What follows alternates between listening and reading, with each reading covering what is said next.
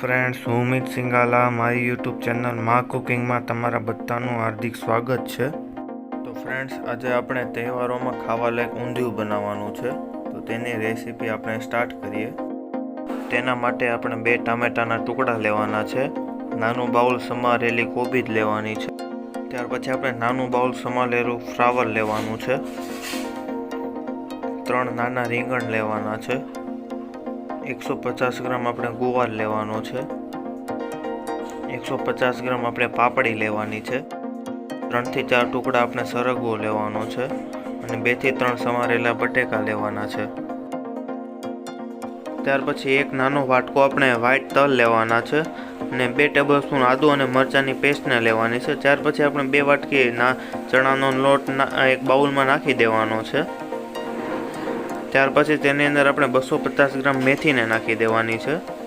ત્યાર પછી સ્વાદ પ્રમાણે મીઠું એડ કરી દેવાનું છે અને સ્વાદ અનુસાર લાલ મરચું એડ કરી દેવાનું છે। ત્યાર પછી તેની અંદર 1 ટેબલસ્પૂન હળદરને એડ કરવાની છે, સ્વાદ પ્રમાણે ખાંડ અથવા તો મિશ્રીને એડ કરવાની છે। ત્યાર પછી અડધા લીંબુનો રસને એડ કરી દેવાનો છે, પછી તેને આવી રીતના મિક્સ કરી દેવાનું છે, તમે વિડીયોમાં જોઈ શકો છો। ત્યાર પછી એમાં આપણે થોડુંક પાણી એડ કરતા જવાનું છે અને તેને હલાવતા જવાનું છે, તમે વિડીયોમાં જોઈ શકો છો। તમે જોઈ શકો છો કે આપણો લોટ એકદમ મિક્સ થઈ ગયો છે।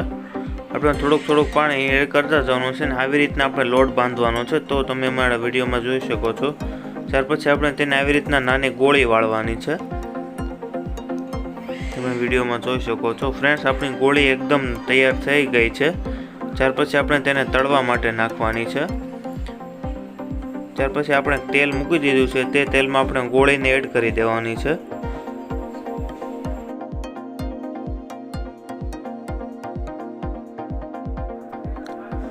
આ ગોળીને આપણે બંને બાજુ બ્રાઉન થઈ જાય ત્યાં સુધી તળવાની છે। ફ્રેન્ડ્સ, તમે જોઈ શકો છો કે આપણી ગોળી એકદમ બ્રાઉન થઈ ગઈ છે। આવી રીતના આપણે બ્રાઉન થાય ત્યાં સુધી આપણે તેને તળવા માટે રાખવાની છે અને આ ગોળીને આપણે ધીમા તેલ ઉપર તળવાની છે। ત્યાર પછી બંને બાજુ સરખી રીતે બ્રાઉન થઈ જાય ત્યાર પછી તેને આપણે એક પ્લેટમાં કાઢી લેવાની છે। ત્યાર પછી આપણે એક કુકરમાં 3 પાવડા તેલને એડ કરવાનું છે, તમે વિડીયોમાં જોઈ શકો છો।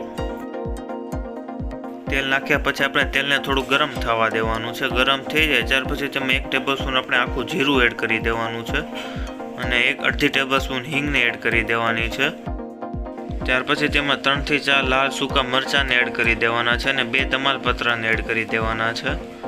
ત્યાર પછી 2 લવિંગને એડ કરવાના છે અને 1/2 ટેબલસ્પૂન હળદરને એડ કરવાની છે। ત્યાર પછી 1 ટેબલસ્પૂન આપણે જે ચટણી બનાવેલી છે મરચાં અને આદુની તેને એડ કરી દેવાની છે। ત્યાર પછી જે બટેકા લીધેલા છે તે બટેકાને એડ કરી અને બધા શાકભાજી તેમાં આપણે એડ કરી દેવાના છે। એડ થઈ જાય ત્યાર પછી તેને આપણે હલાવીને સરખી રીતે મિક્સ કરી દેવાના છે। ત્યાર પછી જે આપણે તલ લીધેલા છે તે તલને એડ કરી દેવાના છે, પછી 1/2 ટેબલસ્પૂન હળદર નાખીને તેને પણ મિક્સ કરી દેવાનું છે।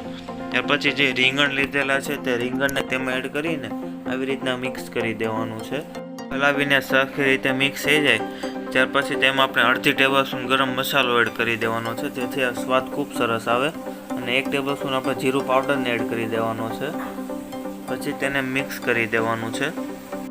ત્યાર પછી તેમાં આપણે સ્વાદ પ્રમાણે મીઠું એડ કરવાનું છે અને 1 ટેબલસ્પૂન ખાંડ અથવા મિશ્રી એડ કરવાની છે। ત્યાર પછી આપણે પાણીને થોડુંક હુંફાળવું ગરમ કરવાનું છે, જે હુંફાળા પાણીને આપણે તેની અંદર એડ કરી દેવાનું છે, તમે અડધો ગ્લાસ પાણી લઈ શકો છો। ત્યાર પછી પાણી નાખ્યા બાદ આપણે તેને આવી રીતના હલાવી લેવાનું છે। ત્યાર પછી આપણે તેને 15 થી 20 મિનિટ માટે કુકર ઢાંકી દેવાનું છે। જ્યારે તેની અંદર શાકભાજી બફાઈ જાય ત્યાર પછી આપણે જે ગોળી બનાવેલી છે તે ગોળીને તેમાં એડ કરી દેવાની છે। ગોળી એડ કર્યા બાદ આપણે તેને સરખી રીતે હલાવીને મિક્સ કરી દેવાનું છે, તમે વિડીયોમાં જોઈ શકો છો। ગોળી સરખી રીતે મિક્સ થઈ જાય ત્યાર પછી તેમાં આપણે લીલી કોથમીરને એડ કરી દેવાની છે, તમે વિડીયોમાં જોઈ શકો છો। એકદમ ઊંધિયું એકદમ તૈયાર થઈ ગયું છે। જો તમને અમારી આ રેસીપી ગમી હોય તો અમારા આ વિડીયોને લાઇક કરો અને શેર કરો અને જો તમે અમારી ચેનલ ઉપર નવા હો તો અમારી ચેનલને સબસ્ક્રાઈબ કરો।